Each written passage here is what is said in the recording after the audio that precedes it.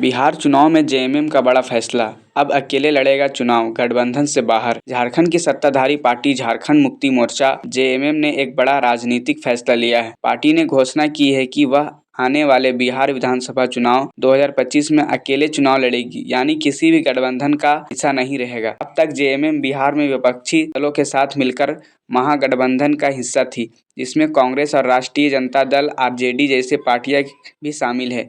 लेकिन अब जेएमएम ने साफ कर दिया है कि वह इस बार अपनी स्वतंत्र पहचान के साथ मैदान में उतरेगी।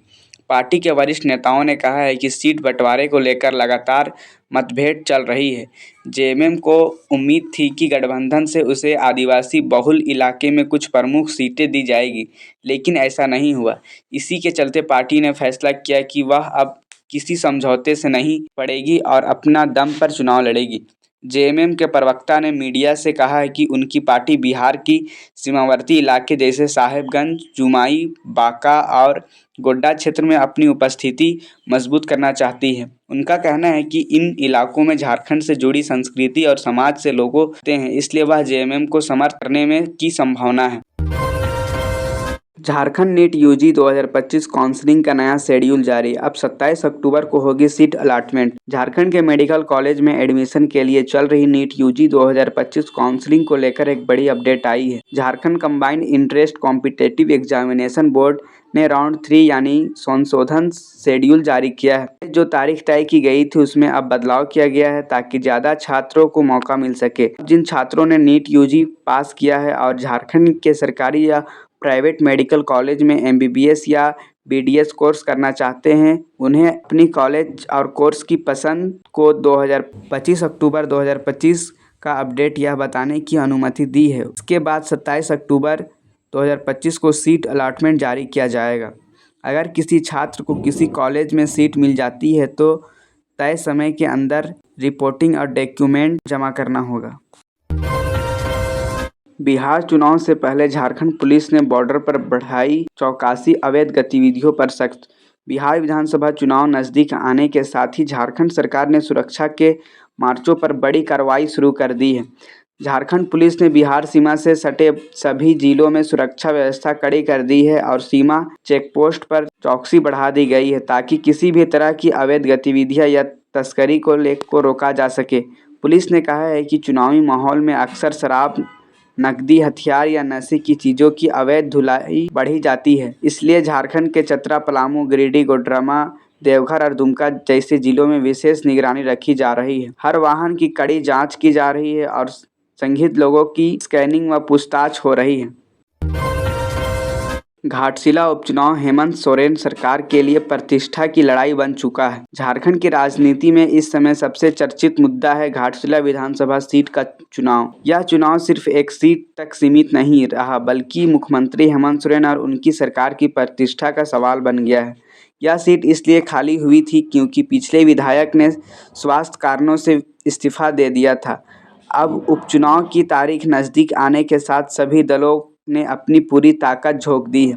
Jharkhand Mukti Morcha JMM, Bharatiya Janata party BJP, Congress और आजसू पार्टी चारों दल इस सीट पर अपना परचम लहराने की कोशिश में हैं। राजनीति जानकारों का कहना है कि घाटशिला का यह उपचुनाव 2025 के अंत में होने वाले झारखंड विधानसभा चुनाव का सेमीफाइनल माना जा रहा है।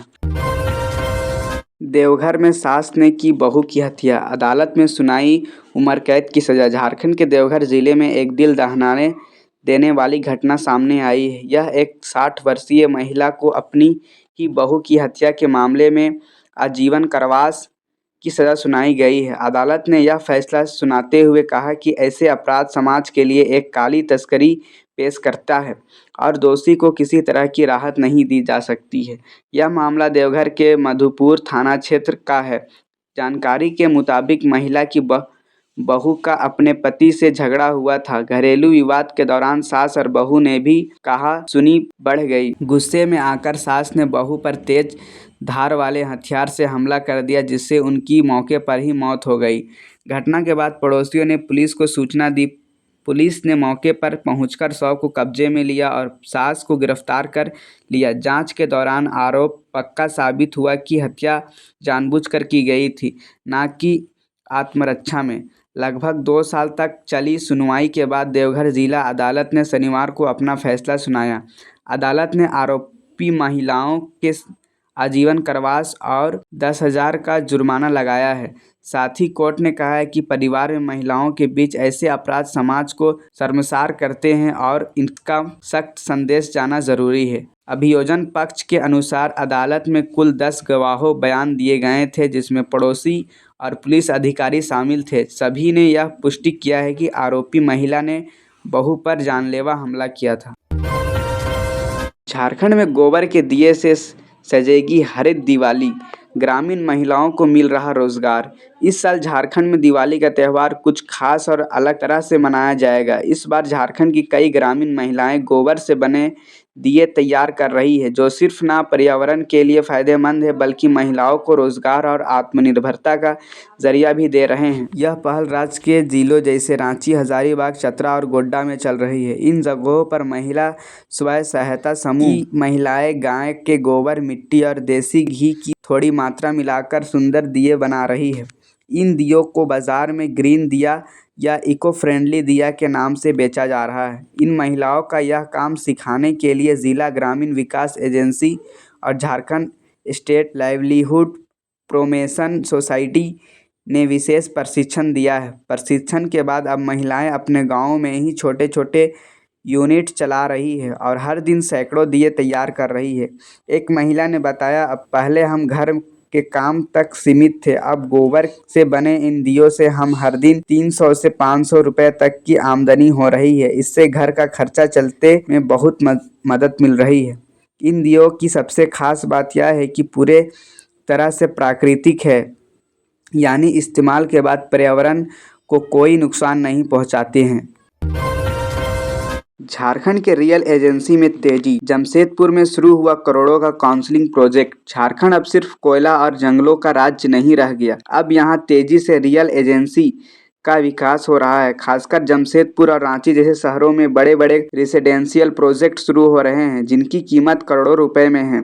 हाल में ही जानी मानी रियल एजेंसी कंपनी आशियाना काउंसलिंग लिमिटेड ने जमशेदपुर में एक नया प्रीमियम हाउसिंग प्रोजेक्ट लॉन्च किया है। इस प्रोजेक्ट में आधुनिक सुविधाएं जैसे लैस 3 और 4 BHK पैलेस बनाए जा रहे हैं। कंपनी का कहना है कि यह प्रोजेक्ट झारखंड के लोगों के लिए आधुनिक जीवन शैली का नया अनुभव देगा।